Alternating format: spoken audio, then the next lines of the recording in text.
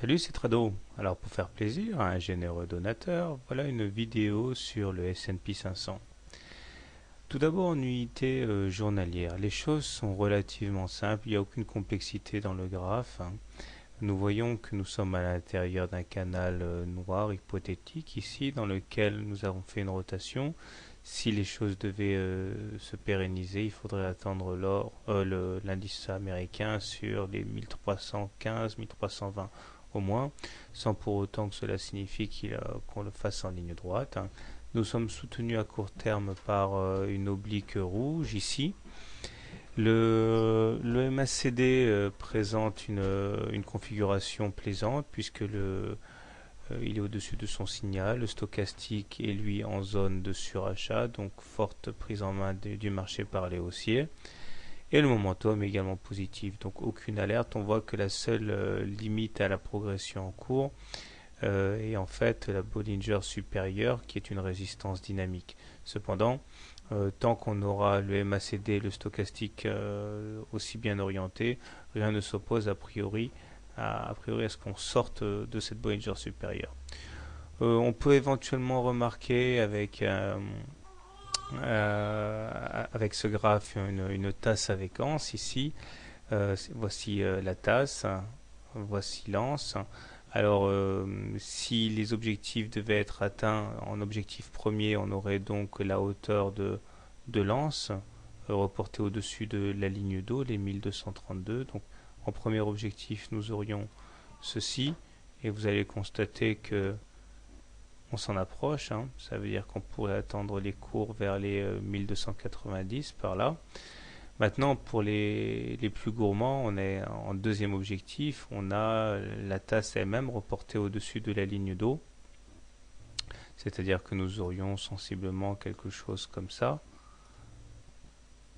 Donc la ligne d'eau est par ici. On se retrouve donc avec un objectif ultra ambitieux qui serait donc là sur les 1427.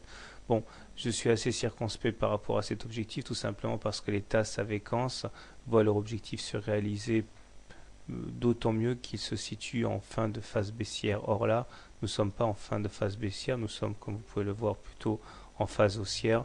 Donc ça m'étonnerait fort que l'on rallie le deuxième objectif. Toujours est-il que nous avons cet premier objectif qui devrait être sollicité très bientôt sur les 1300, un peu moins 1280, 1290. Au niveau hebdomadaire maintenant, nous avons également une situation assez claire, me semble-t-il. Les cours sont à l'intérieur d'un grand canal marron ici, dans lequel nous effectuons des rotations. Si le haut de ce canal marron devait être rallié, on aurait le cours vers les 1420. Et la prochaine résistance haussière est celle qui correspond au plus haut d'août 2008, donc vers les 1300. Là aussi, on s'en approche à grands pas. Le support de référence est celui des 1177 qui correspond à celui du 22 novembre. Nous avons également ici un biseau bleu. Normalement, à moins qu'il se mue en canal haussier bleu, c'est-à-dire si on sort par le haut de ce biseau, ces biseaux-là sont généralement cassés par le bas et donnent pour objectif un objectif donc baissier. Mais pour l'instant, rien ne permet de dire qu'il s'agisse d'un biseau plutôt qu'un futur canal bleu que l'on pourrait tracer à peu près comme ça. Voilà. Donc pour l'instant, on est un peu circonspect. Ce qui est sûr, c'est que l'objectif haussier est au moins les 1305. Les indicateurs techniques sont très bien orientés avec un MACD au-dessus de son signal, un stochastique au-dessus de son signal en zone de surachat et le momentum également positif. Je considère personnellement que l'objectif de référence reste quand même les 1300 plutôt qu'un retour. Tant qu'on n'aura pas cassé la M20 à la baisse, pour moi l'objectif est 1300. Donc pour faire simple, objectif haussier, tendance haussière en hebdo et puis également en journalier.